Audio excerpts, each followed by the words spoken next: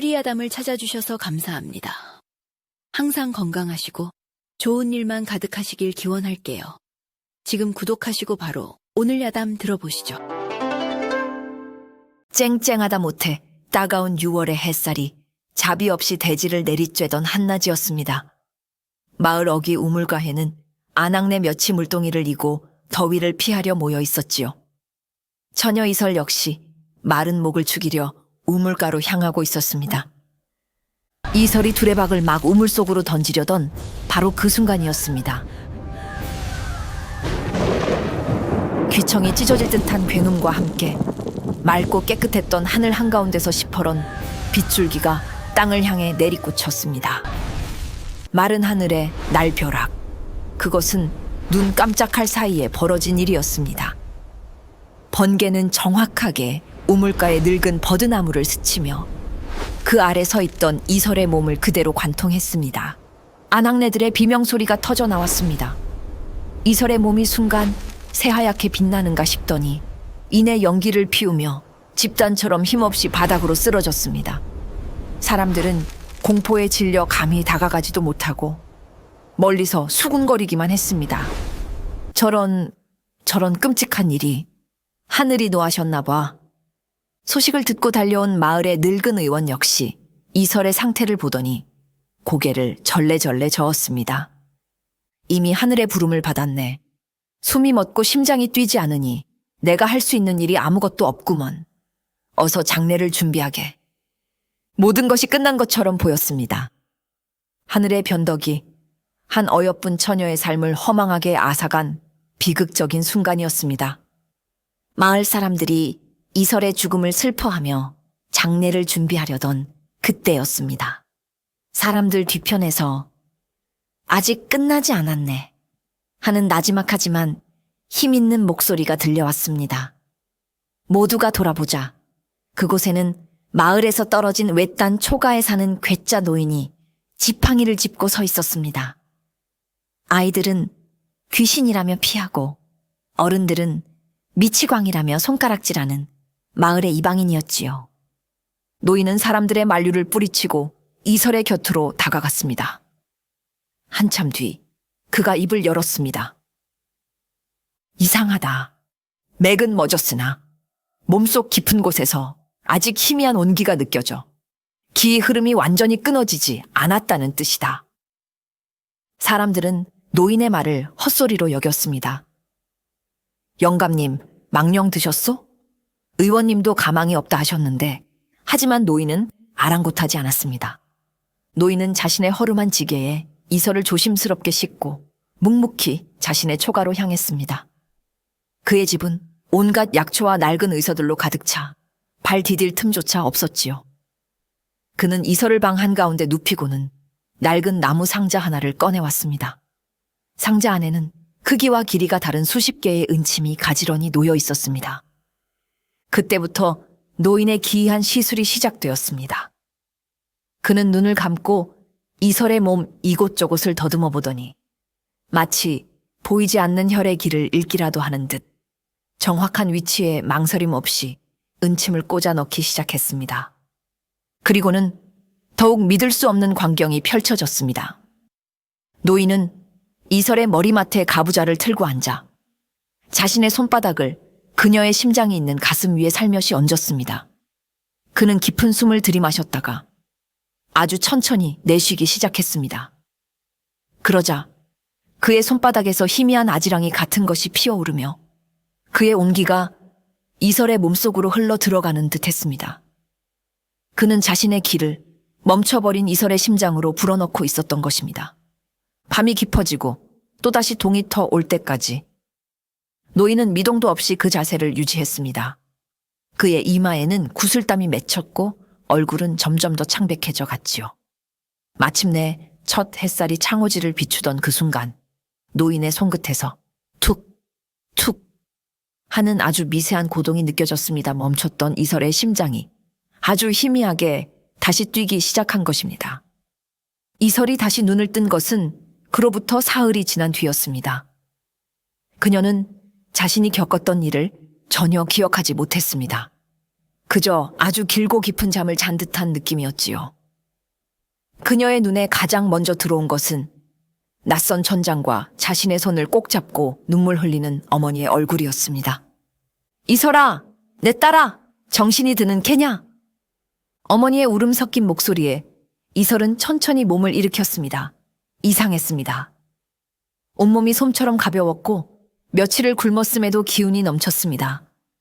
벼락을 맞았다는 것이 믿기지 않을 만큼 몸에는 작은 상처 하나 남아있지 않았지요. 그 흘렸던 피부는 오히려 예전보다 더 뽀얗고 윤기가 흘렀습니다. 이게 다 저기 저 영감님 덕분이다. 네 목숨을 살려주신 은인이야. 어머니는 방구석에서 묵묵히 탕약을 젓고 있는 노인을 가리켰습니다. 이설은 노인에게 공손히 절을 하며 감사 인사를 올렸습니다. 노인은 그저 내 운이 좋았을 뿐이다. 라며 무심하게 대답할 뿐이었지요. 기적적으로 살아난 이설의 소식에 마을 사람들은 처음에는 놀라움을 금치 못했습니다. 하지만 그 놀라움은 곧 기이한 현상들에 대한 두려움으로 바뀌기 시작했습니다. 이설의 몸에 이상한 변화가 생겼기 때문입니다. 그녀가 처음 이상을 느낀 것은 쇠로 된 솥뚜껑을 만졌을 때였습니다. 그녀의 손끝이 뚜껑에 닿는 순간 파직 하는 소리와 함께 푸른 불꽃이 튀었습니다. 정정이라고 하기에는 너무나 선명하고 강력한 불꽃이었지요. 이설은 깜짝 놀라 손을 뗐고 어머니는 귀신에 홀린 듯한 표정으로 그 광경을 지켜보았습니다. 그뿐만이 아니었습니다. 그녀가 머리를 빗기 위해 나무 빗을 들자 머리카락이 일제히 빗에 달라붙으며 곤두섰습니다. 밤에는 더욱 기이한 일이 벌어졌지요.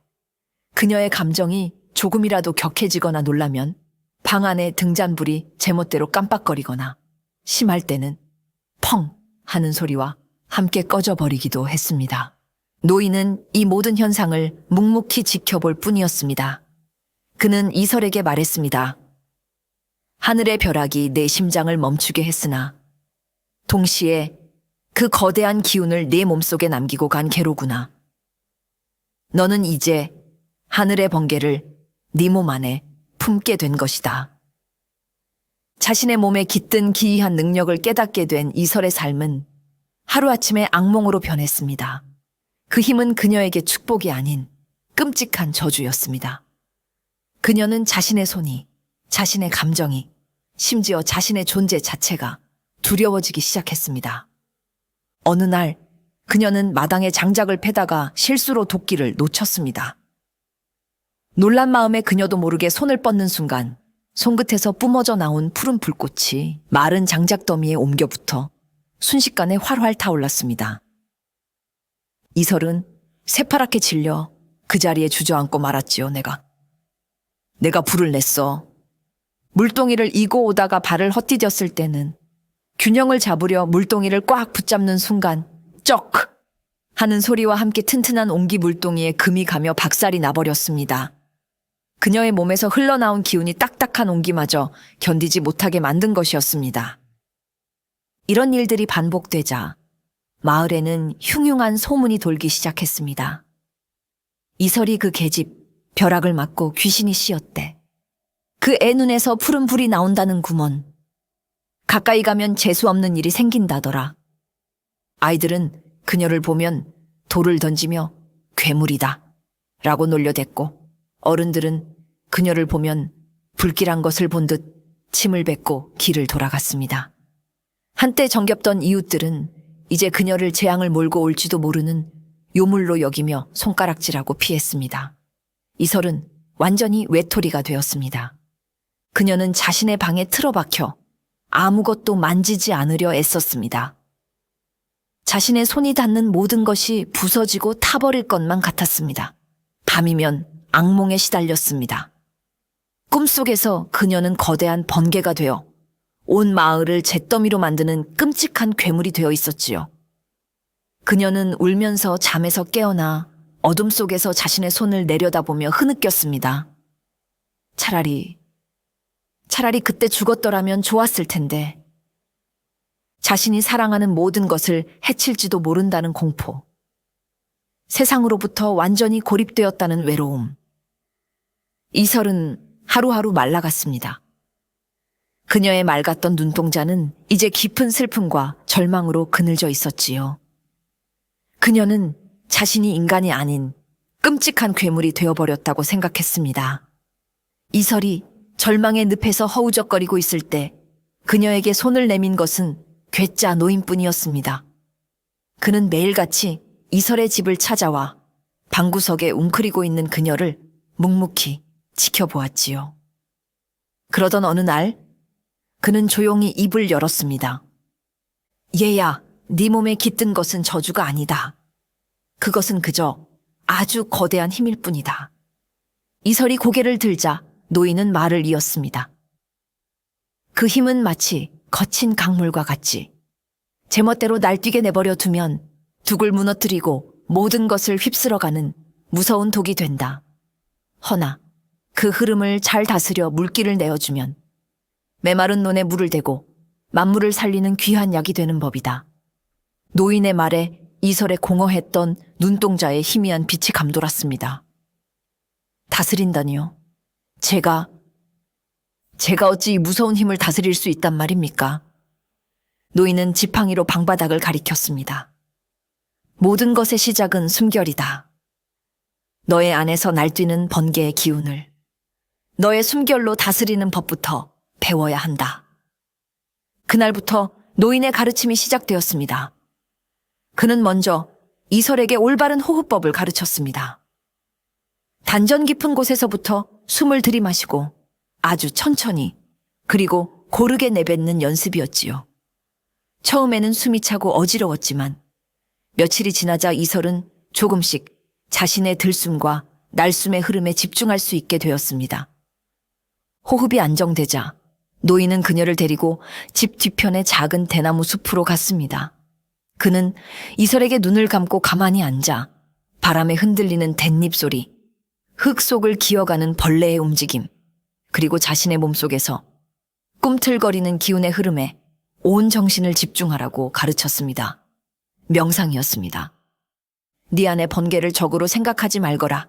그것 또한 너의 일부이니라.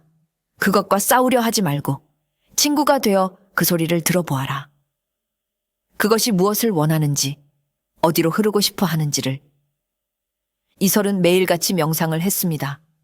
처음에는 온갖 잡념과 두려움에 정신을 집중할 수 없었지만 시간이 흐르면서 점차 고요한 평온을 찾을 수 있었지요. 그리고 어느 순간 그녀는 정말로 자신의 몸속에서 거대한 에너지가 용솟음치며 흐르는 것을 느낄 수 있었습니다. 그것은 더 이상 통제 불능의 파괴적인 힘이 아니라 마치 혈관 속을 흐르는 피처럼 자연스러운 생명의 흐름이었습니다.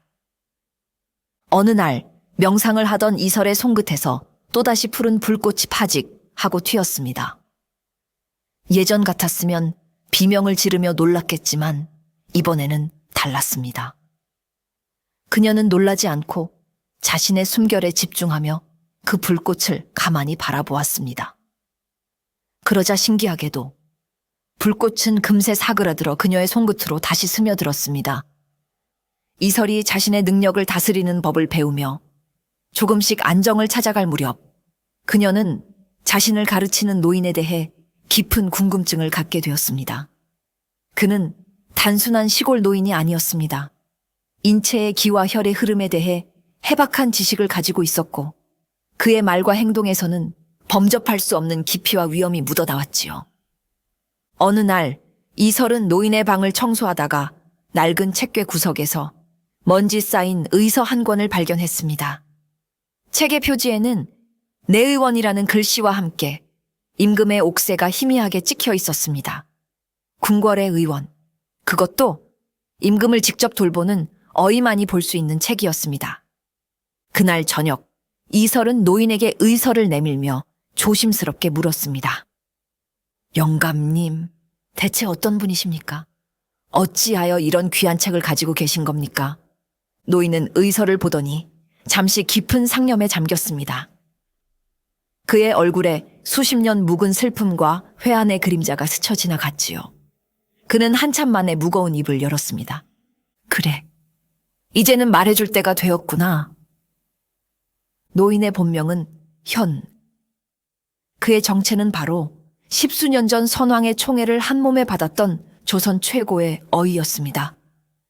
그는 침술과 기의학의 대가로 죽어가는 사람도 살려낸다는 명성을 떨쳤지요. 나는 한때 내 의술에 대한 자만심으로 가득 차 있었다. 세상에 내가 고치지 못할 병은 없다고 믿었지. 하지만 그의 명성은 한순간에 무너졌습니다. 당시 어린 왕세자가 원인을 알 수 없는 희귀한 병에 걸렸기 때문입니다. 왕세자는 온몸의 기의 흐름이 뒤틀리고 막혀 몸이 서서히 굳어가며 결국에는 숨조차 쉴 수 없게 되는 끔찍한 병을 앓고 있었습니다. 노인은 자신의 모든 의술을 총동원했지만 왕세자의 병을 고치지 못했습니다. 결국 어린 왕세자는 그의 눈앞에서 고통스럽게 숨을 거두고 말았지요. 나는 왕세자를 살리지 못했다. 임금의 총애를 받던 어이가 정작 나라의 다음 주인을 지켜내지 못한 것이다. 나는 그 죄책감과 무력감을 견딜 수가 없었다. 그래서 모든 것을 버리고 이 깊은 상홀로 숨어들어와 죽은 듯이 살아왔던 것이다. 노인의 목소리는 깊이 잠겨 있었습니다. 그는 이설을 바라보며 말을 이었습니다. 그런데 너를 보았을 때 나는 깨달았다.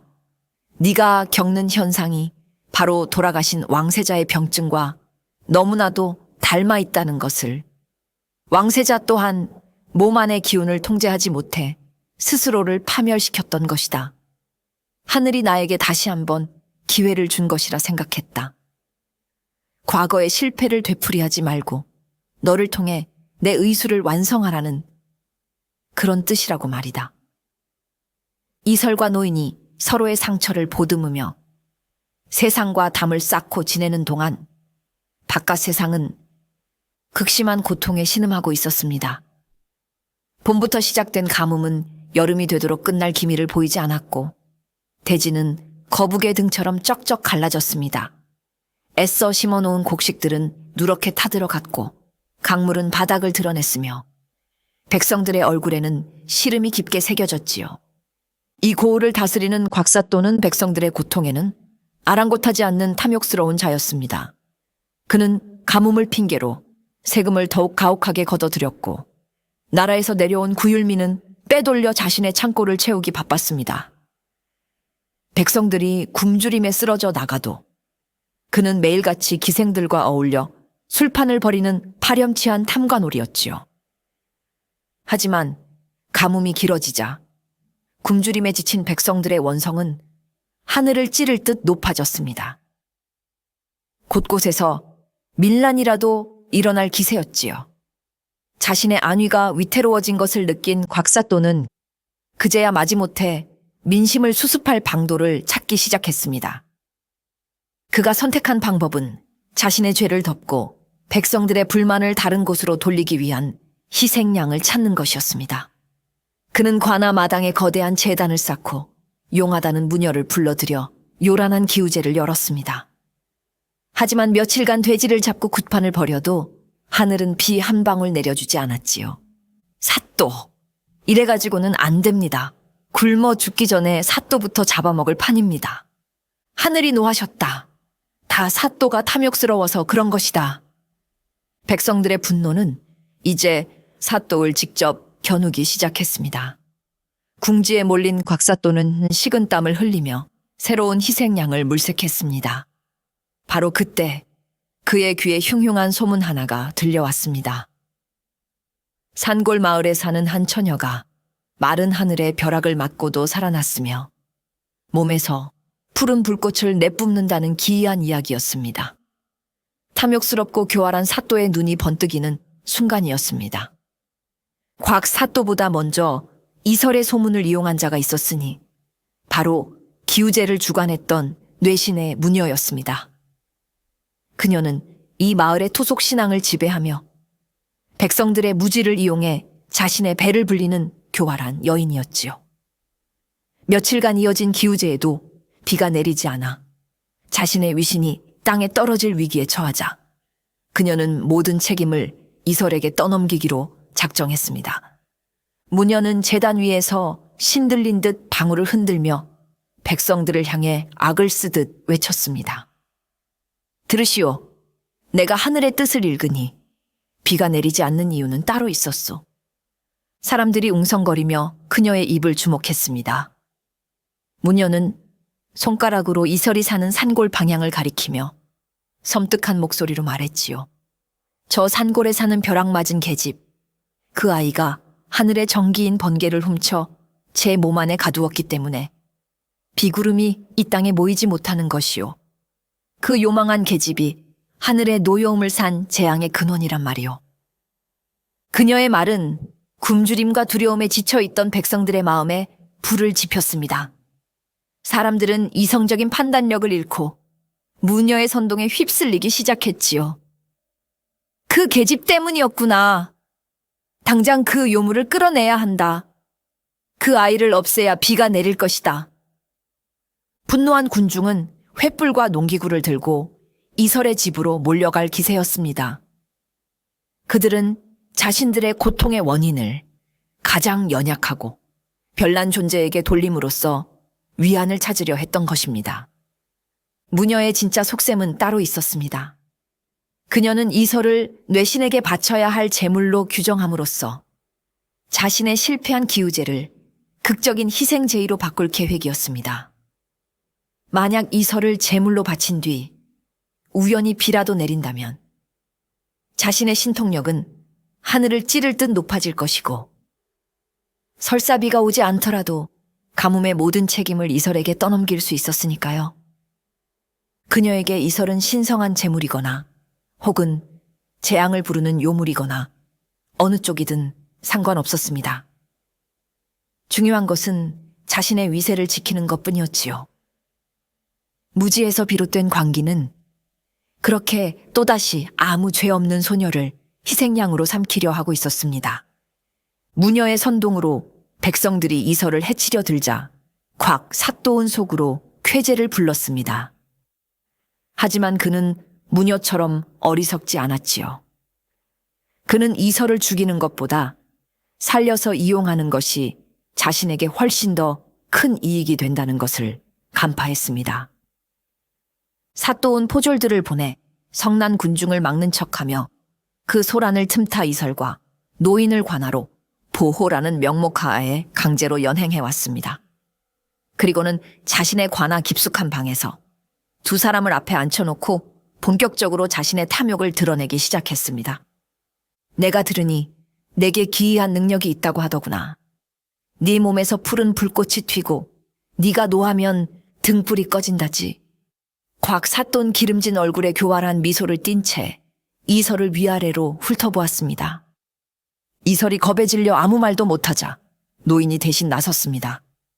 사또, 이 아이는 그저 병약한 아이일 뿐입니다. 부디 소란에 휘말리지 않도록 선처를 베풀어 주십시오. 곽 사또는 코웃음을 쳤습니다. 영감, 내 앞에서는 거짓을 고할 필요 없네. 나는 이미 모든 것을 알고 있어.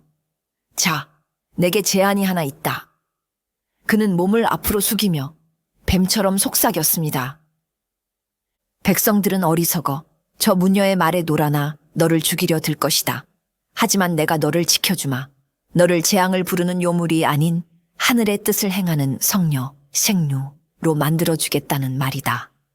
너는 내 말대로 백성들 앞에서 기적을 행하는 척 연기만 하면 된다 그러면 너는 백성들의 존경과 숭배를 받게 될 것이고 나는 너의 이름으로 그들에게서 재물을 거두어 나의 부를 채울 것이다. 어떠냐? 서로에게 아주 좋은 거래가 아니냐?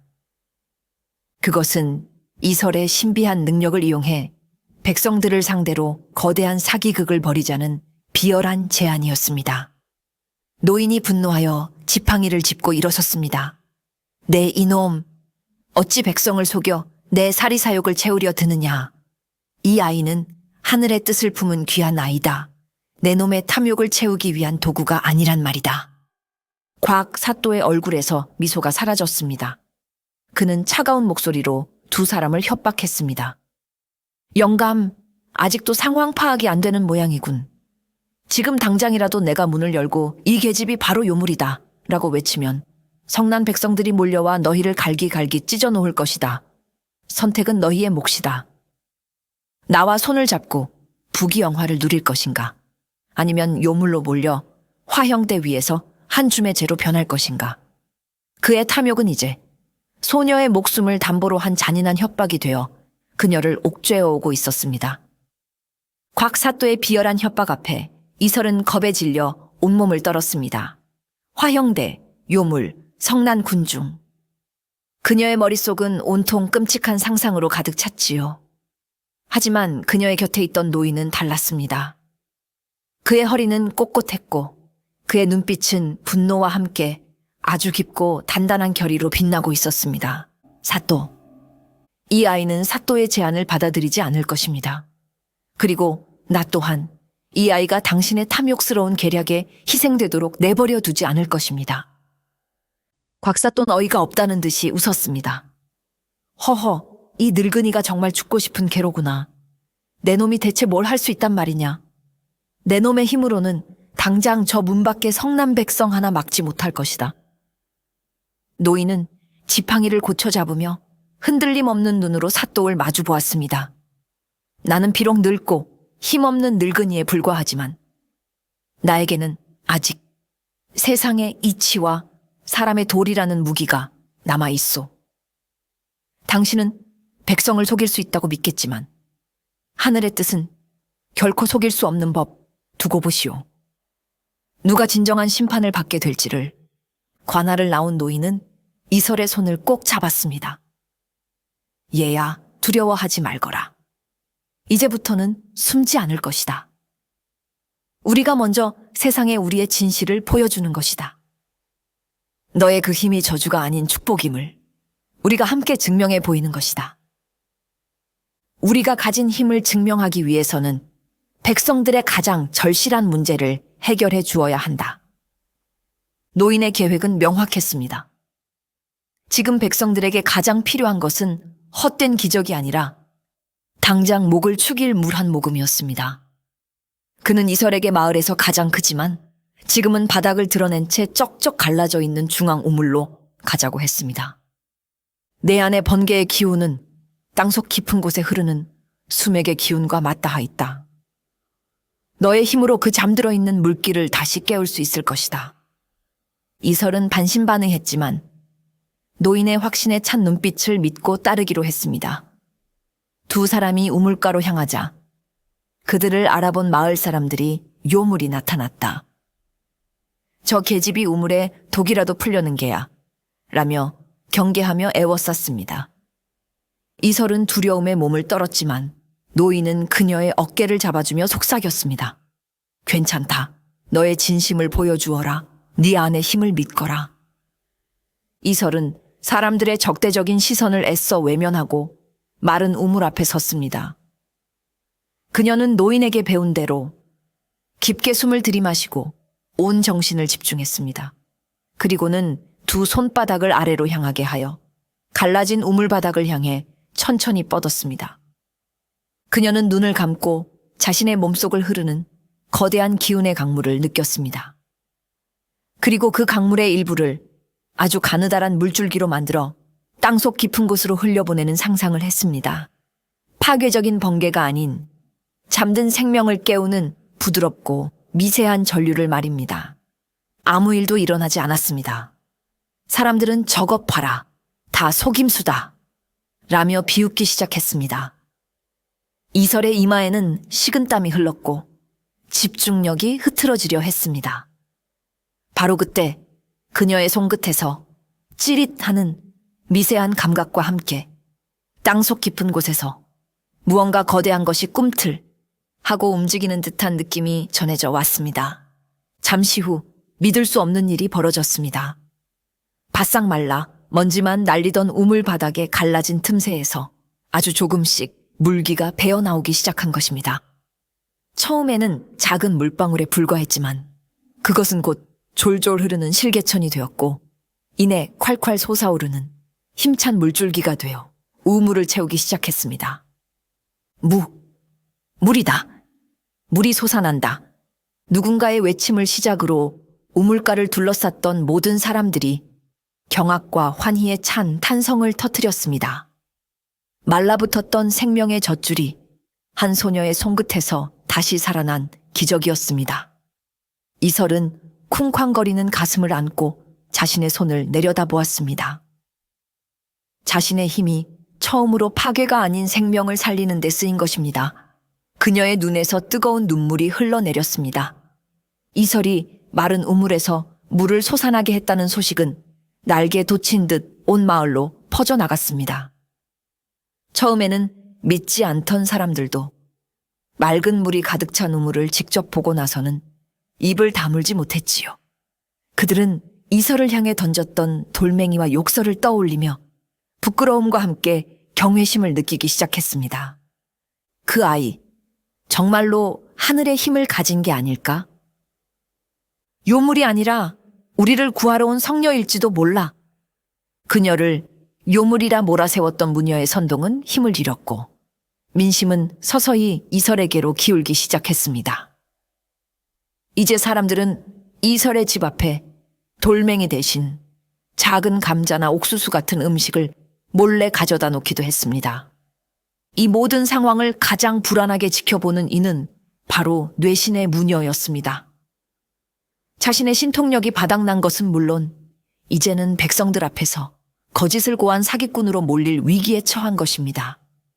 위기감을 느낀 그녀는 이설을 어떻게든 다시 깎아내리기 위해 더욱 악랄한 모함을 꾸미기 시작했습니다. 그녀는 마을 사람들을 모아놓고 더욱 교활한 논리를 펼쳤습니다. 속지 마시오. 저것은 하늘이 내린 단비가 아니라 요물이 부리는 요사스러운 속임수일 뿐이오. 저 물은 땅의 기운을 억지로 짜낸 것이라 마시면 배앓이를 하거나 몹쓸 병에 걸리게 될 것이오. 저 계집은 우리 모두를 병들게 하여 이 마을을 통째로 집어삼키려는 무서운 요물이란 말이오. 그녀의 말은 일부 미신을 맹신하는 사람들에게는 효과가 있었습니다. 몇몇 사람들은 다시 이설을 의심의 눈초리로 보기 시작했지요. 하지만 대부분의 백성들은 이제 무녀의 말을 온전히 믿지 않았습니다. 이미 이설이 행한 기적을 제 눈으로 똑똑히 보았기 때문입니다. 민심은 이제 무녀와 이설 사이에서 저울질하듯 아슬아슬하게 흔들리고 있었습니다. 민심이 흔들리는 것을 본 곽사또는 초조해졌습니다. 그는 이설을 자신의 꼭두각시로 만들어 부귀영화를 누리려 했는데 이설이 자신의 통제를 벗어나 백성들의 지지를 얻기 시작하자 위기감을 느낀 것이지요. 그는 무녀와 손을 잡고 이설을 제거할 음모를 꾸미기 시작했습니다. 노인은 이 모든 흐름을 꿰뚫어 보고 있었습니다.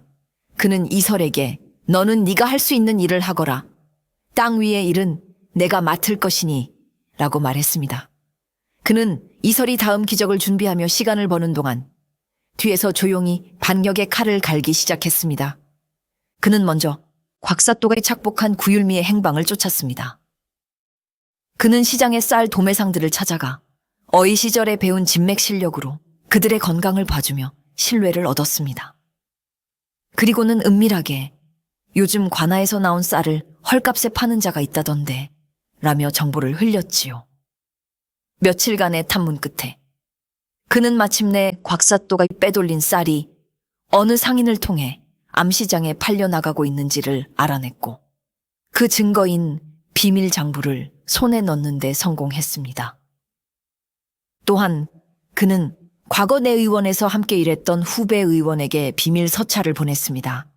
후배는 이제 조정의 높은 관리가 되어 있었지요. 노인은 서찰을 통해 이 고을의 끔찍한 가뭄 실태와 곽 사또의 악행을 알리고 암행 감찰을 내려달라고 간곡히 청했습니다. 마침내 곽 사또가 정한 기우제의 날이 밝았습니다. 그날따라 하늘은 구름 한 점 없이 맑아 대지는 더욱 거세게 타들어가는 듯했습니다. 관아 앞 너른 마당에는 거대한 제단이 쌓였고 온 마을 사람들이 이 역사적인 대결을 보기 위해 구름처럼 몰려들었습니다. 곽 사또는 가장 화려한 관복을 차려입고 제단 위에 올라 백성들을 향해 위선적인 연설을 늘어놓았습니다. 오늘 우리는 하늘의 뜻을 시험대에 올릴 것이다. 저 아이가 진정한 성녀인지 아니면 우리를 현혹하는 요물인지가 판가름 날 것이다. 그의 옆에는 뇌신의 무녀가 짙은 화장을 한 채 불길한 기운을 내뿜으며 서 있었습니다. 제단 아래에는 하얀 소복을 입은 이설이 홀로 굳은 표정으로 서 있었지요. 백성들은 기대와 의심, 그리고 불안이 뒤섞인 눈으로 그녀를 바라보았습니다. 노인은 군중 속에 섞여 묵묵히 이 모든 것을 지켜보고 있었습니다. 먼저 문녀의 차례였습니다. 그녀는 며칠간 준비한 가장 요란한 굿판을 벌이기 시작했습니다. 진과 꽹과리를 시끄럽게 울리고 작두 위에서 춤을 추며 알 수 없는 주문을 외쳤습니다. 하지만 한 시즌이 지나고 두 시즌이 지나도록 하늘은 묵묵부답이었습니다. 오히려 햇살만 더욱 따가워질 뿐이었지요. 백성들 사이에서 수근거리는 소리가 커지기 시작했습니다. 마침내 이설의 차례가 되었습니다. 곽 사또는 비웃음 섞인 목소리로 말했습니다. 자, 이제 네가 증명해 보아라. 네가 정말 하늘의 힘을 가졌다면 이 메마른 땅에 비를 내려보란 말이다. 이설은 떨리는 발걸음으로 천천히 제단 위로 올라갔습니다. 그녀는 수천 개의 눈이 자신을 찌르는 듯한 압박감에 숨이 막힐 것 같았지요. 그녀는 눈을 감고 노인의 가르침을 떠올렸습니다. 두려워하지 말거라. 너는 하늘과 땅을 잇는 통로일 뿐이다. 이설이 하늘을 향해 두 팔을 뻗어 올린 바로 그 순간 기이한 일이 벌어지기 시작했습니다. 쨍쨍하던 하늘에 어디서 왔는지 모를 작은 먹구름 하나가 나타나더니 무서운 속도로 몰려들기 시작한 것입니다. 순식간에 하늘은 칠흑 같은 어둠에 휩싸였고 한낮인데도 불구하고 사방은 밤처럼 어두워졌습니다. 구름이다! 구름이 몰려온다! 백성들은 경악과 환희가 뒤섞인 목소리로 외쳤습니다. 곽 사또과 무녀는 믿을 수 없다는 표정으로 굳어버렸지요. 이설은 눈을 감은 채 자신의 몸속에 있는 거대한 번개의 기운을 모두 끌어모았습니다. 그리고는 그 힘을 하늘의 먹구름과 연결시키는 상상을 했습니다. 그녀의 머리카락이 정전기처럼 곤두서기 시작했고 몸 주위로 푸른빛의 아지랑이가 피어올랐습니다. 하늘이시여. 이설이 온 힘을 다해 외쳤습니다. 그녀가 하늘을 향해 모았던 기를 방출하는 순간 콰르르르릉 하는 천지를 진동시키는 굉음과 함께 거대한 번개 한 줄기가 먹구름을 가르고 제단 바로 옆에 서 있던 수백 년 묵은 고목을 향해 내리꽂혔습니다. 쾅! 고목이 단번에 두 쪽으로 쪼개지며 불길에 휩싸였고 그 엄청난 충격에 땅이 울리고 사람들이 비명을 지르며 나뒹굴었습니다.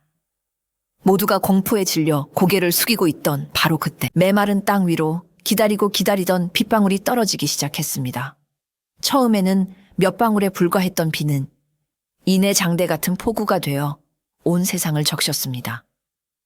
백성들은 쏟아지는 비를 온몸으로 맞으며 넋을 잃은 채 하늘을 바라보았습니다. 그리고는 이내 서로를 부둥켜 안고 환호성을 지르며 눈물을 흘렸습니다.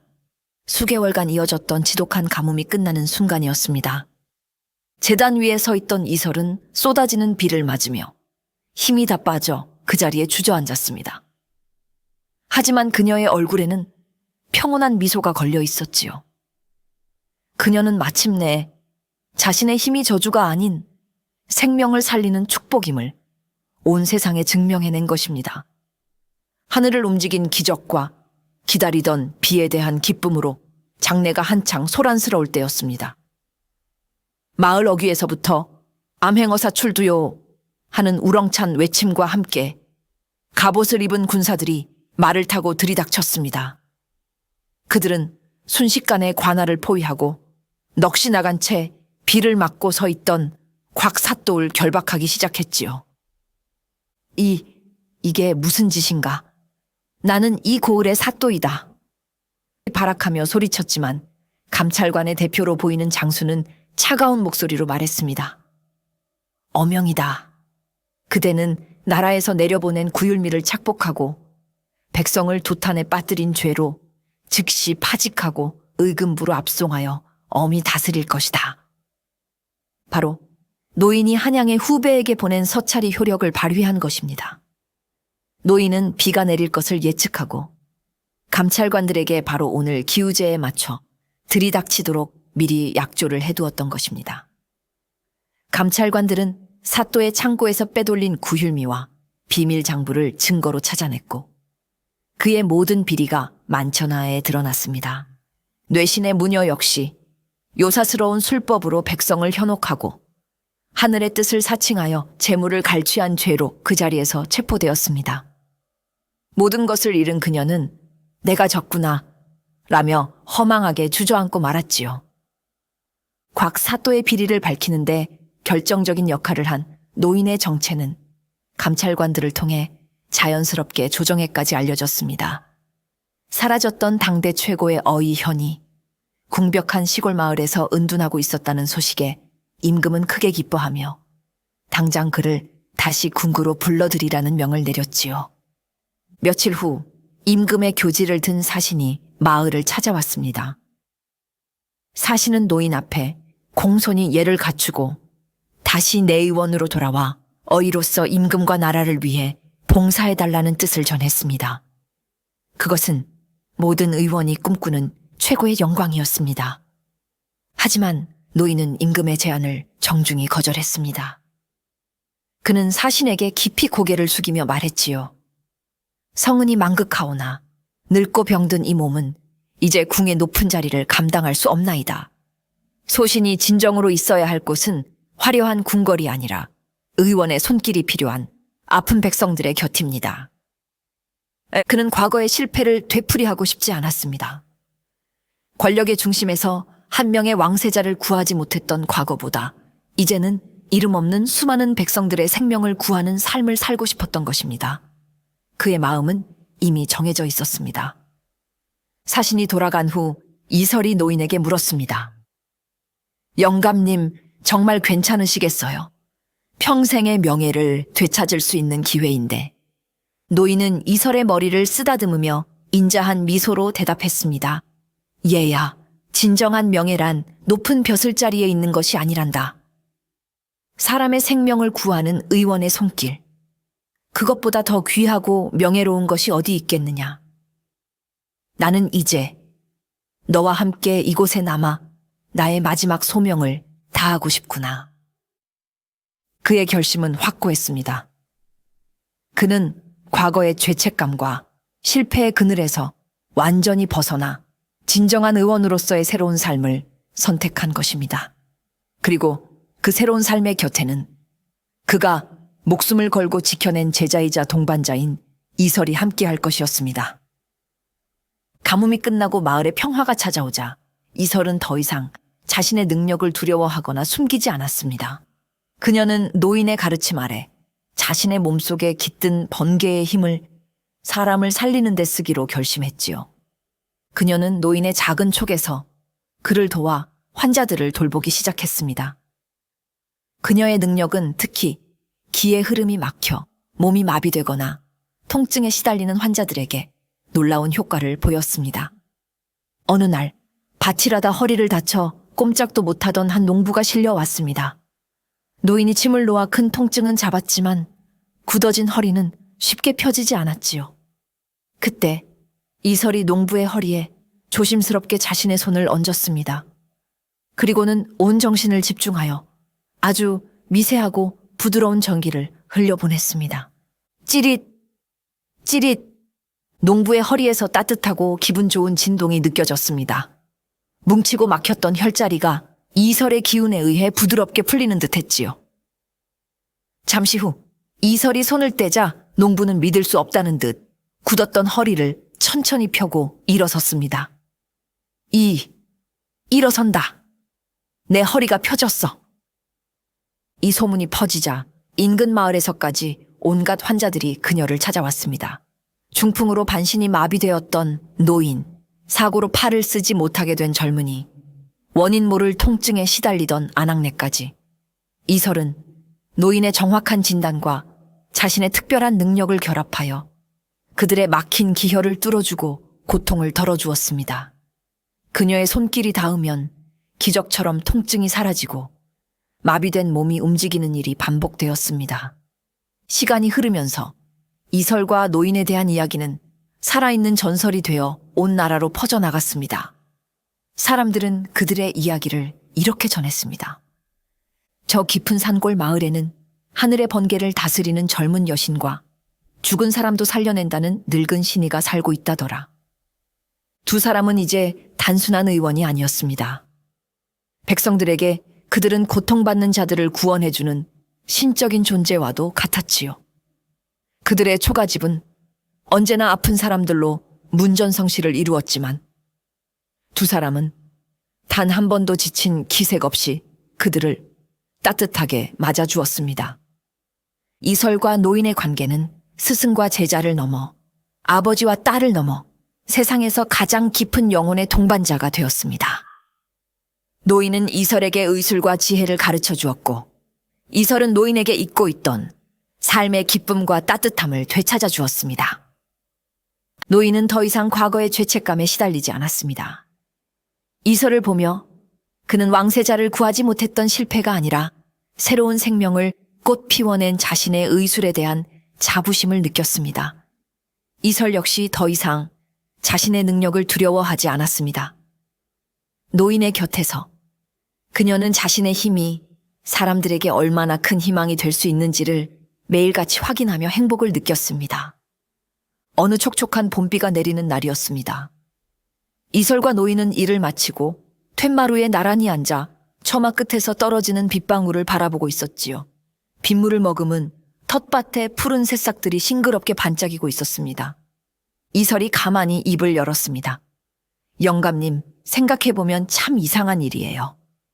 제가 비를 내리게 한 그날 이후로 이 고을에는 해마다 풍년이 들고 아무런 재앙도 없었으니까요. 노인은 껄껄 웃으며 대답했습니다. 그것은 네가 비를 내렸기 때문이 아니란다.